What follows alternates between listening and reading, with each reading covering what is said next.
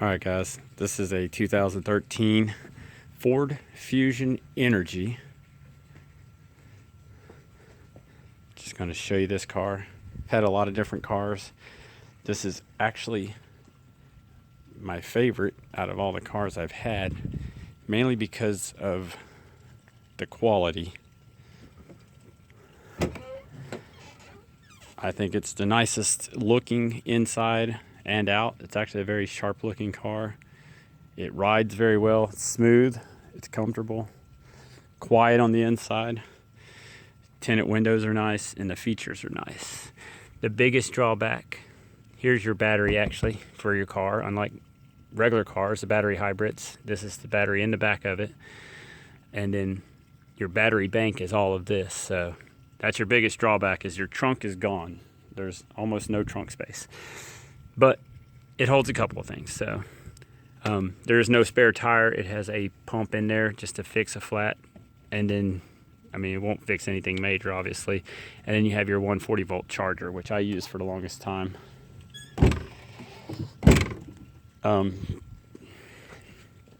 Other features, this has all leather seats, has outlets in the back including the vent, all your air vents, all power windows, of course, keyless entry. I found this car. I wanted to find the titanium, which had all the features. I also wanted the one that had the driver assist package.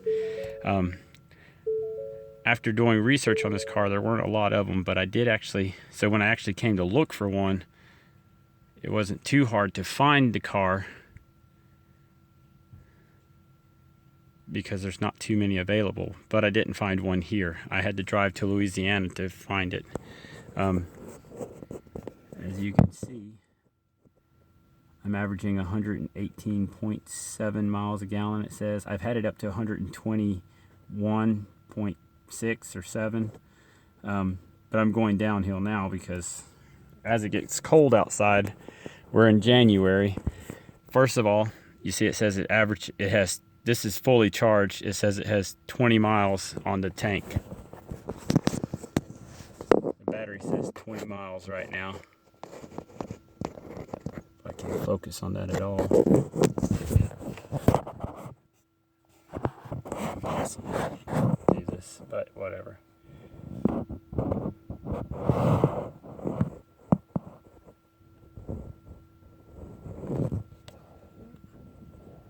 There we go. So during the summer, that averages actually about 25 miles normally. I think the computer was calibrating itself after I bought this car. Apparently the lady who had it before me didn't charge it too often, so there was no register for the battery part of it. It would register 25 miles sometimes. It would register as high as 33 miles one time even. But at the end of the day, no matter where I went, it always averaged back out about the same. But during the winter, like I said, it actually goes down. That goes down quite a bit. The car tends to use the battery itself for functions, everything else. So this car has a lot of features like the heated seats, the adaptive cruise control, because I got the driver assisted package. It has a lane assist, just a lot of functions that maybe you wouldn't even think about needing, but they're kind of cool to have. Go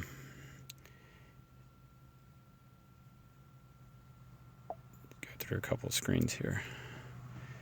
Services, that's your home button, obviously, what it's normally on. So you have your phone, entertainment, navigation, climate, etc. This is your green button, shows you the functions of the car, settings, how long to charge, etc. Very easy to use, nothing complicated about the car. Anyways, and like I said, so navigation's on it's pretty good. Although I tell you what, with Google on your phone, Google services works better than navigation on any car right now. So some of these functions, like you can call people and everything else, some of them just more of a pain in the butt than anything else, just because the car has a hard time understanding, or if you're not saying it correctly, it won't do it anyways. But they work for the most part. Anyways, since I bought the car, the only big problems I've had, I had to replace the DCI module on the back, on the battery. I think that's what it was called. Maybe I could be wrong on that. It's like the brain of the car. Right off the bat, it killed the car and left me stranded twice. But when I bought the car, I bought the extended warranty for that reason. I always buy the Platinum extended warranty for that reason. They said it was $1,000 part by itself, so I only paid $1,400 for the warranty. So between that and I replaced the keyless entry fob on the door because it broke on me. It was broken when I bought the car, but again, I didn't know that until I got it because nobody knew the code to the door, which I had to pay $30 to get from the factory. But once I worked out all the little initial issues, I haven't had any problems with the car at all. It's a great car. I did replace these tires just recently. I actually like the wheels. They're pretty nice, not too hard to clean. These are the Michelin 225/50 R17s Energy Savers. Anyways, I bought them at Sam's Club. I paid a little over $800. But that was about $200 less than anywhere else I found them. So I wanted to go back with the same ones. They seem like great tires. They lasted well. Even the ones I had were in good shape, except for a couple of them were a little flat. Last thing I'll talk about here. Once I got rid of the tired of using a 140 volt, I finally put me in a 240 volt charging station here.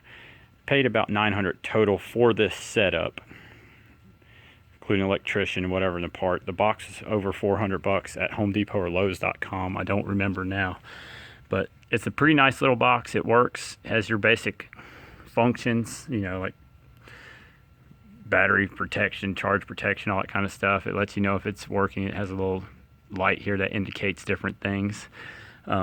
Pretty simple box, but that's all you need. They ran a 240 volt wire from under here all the way back to the house inside this door right here.